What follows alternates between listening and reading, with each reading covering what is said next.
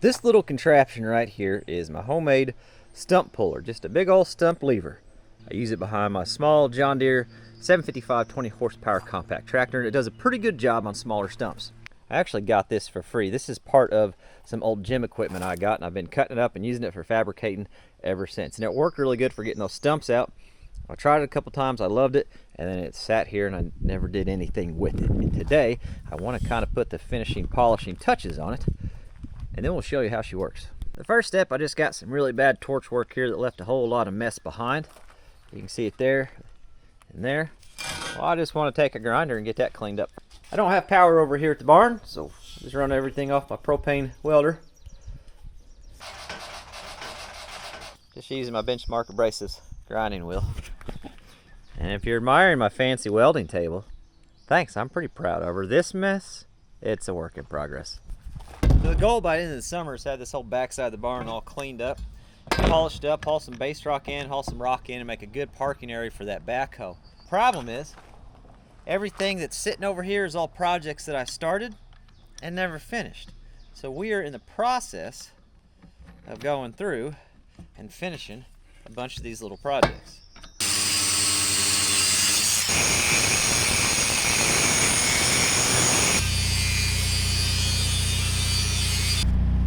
We got those all smoothed down, as good as they need to be anyway.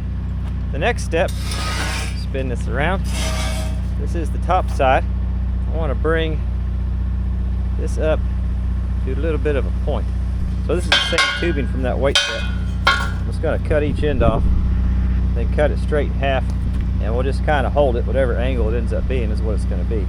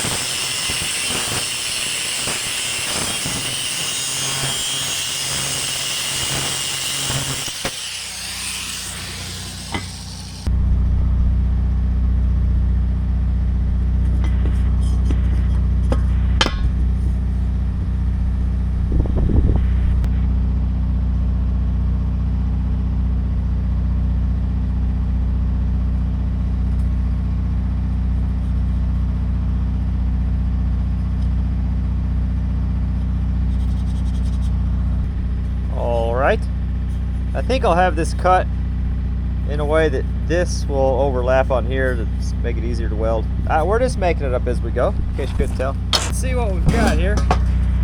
This is kind of the idea. Looks pretty good actually. Then I can obviously weld that, but now I can just kind of weld that like a little bit of a makeshift gusset for me.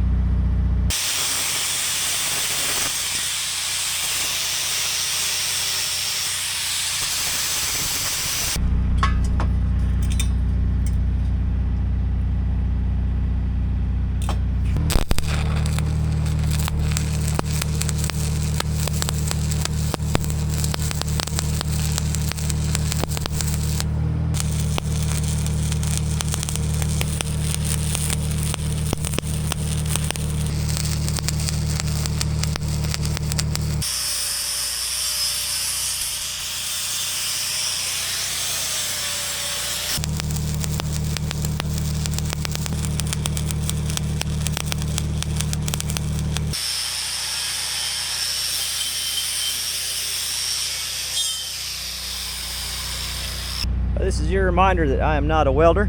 I'm just a guy that owns one. But that's how they turned out. 70-18 on the rod.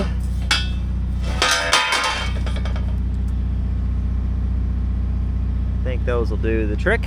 Remember, not everything has to be perfect. Sometimes it just has to be functional. All right, let's do this plate right here next.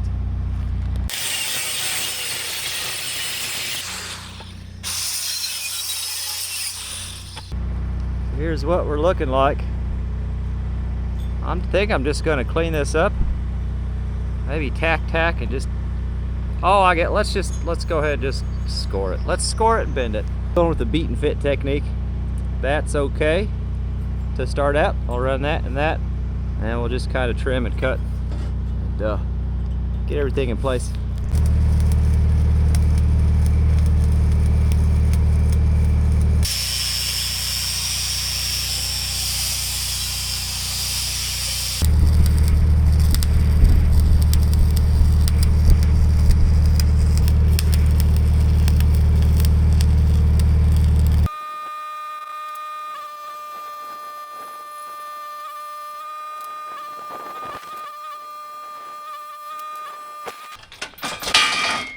So here's how we ended up on this thing. I just took the wire wheel, just kind of hit it real quick. We're not looking for anything fancy, just function.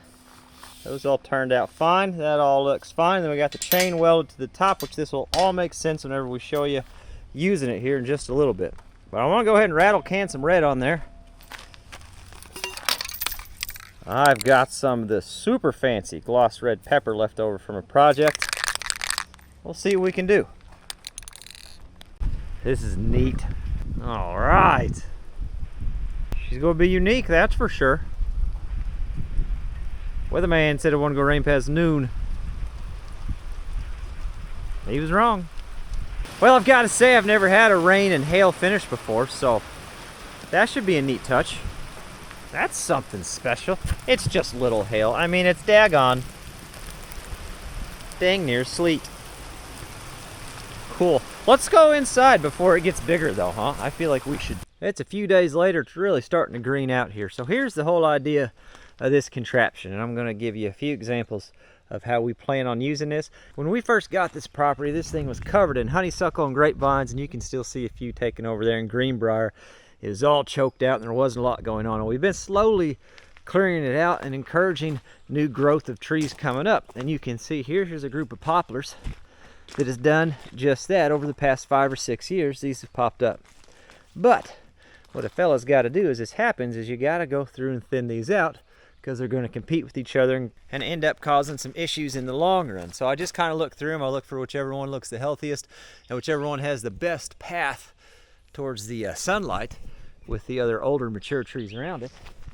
We leave those and we get rid of the other ones. Now what I used to do is go through with the chainsaw and just cut them off. If you've done this, you know this. Next spring you cut it off, there's a tree that's going to sprout out of that stump. Now you can go through and use chemicals and spray them and do that whole mess and that whole 9 yards. But what I'd like to do is take this thing, be able to hook to the bottom of it, pull the root out and all, and then just leave her lay. Or if we've got a whole bunch of them and we don't want to leave a big pile of fuel on the ground for wildfires, we'll carry them off somewhere and burn them.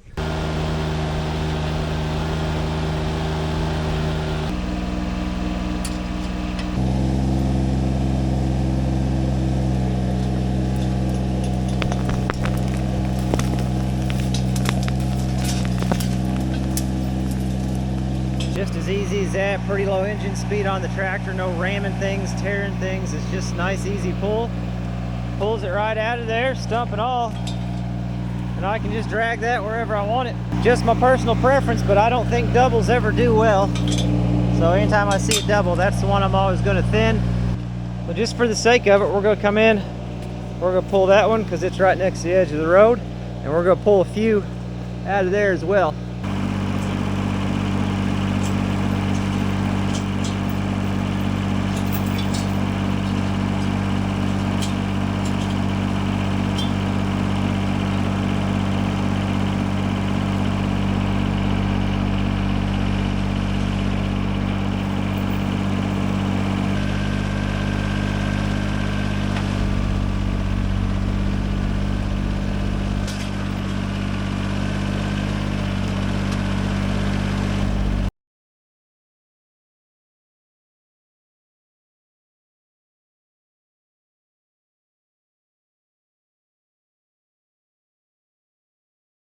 The other cool thing is it just packs really easy. So I can take this, I don't have to take the chainsaw or anything else with me. I can take the chain, the choker chain, and this, throw it on the forks, run through the woods and spend the day thinning out maples and poplars and whatever needs to be thinned out so everything's growing the way it needs to grow with little effort and very little effort out of the tractor, which is nice. It'll make things easier on this 755. And I know a lot of people are going to say, well, with my tractor, I just pull it right out. And I think that's the neatest, and we're all super proud of you. We really are, bud. But for what I'm running, this is a pretty slick operation. I'm pretty happy with it. With bigger stumps, when we get the bigger stumps we need to pop out, that's where this fella's going to come into play. But for the smaller things, this is great. And that also means that this project is 100% done. Now, there's a few people that are worried because I'm finishing projects. I promise you, it's the same old Mike. It's the same old me. There's at least 33 projects that I haven't finished yet, and probably 112 I haven't even started. I hope you're enjoying these shorter little homestead videos, and if you want longer content on things like that 555 rebuild or other projects we're doing on the homestead, be sure to check out the YouTube channel. That's all I got for you. I appreciate you watching, and we'll catch you on the next one.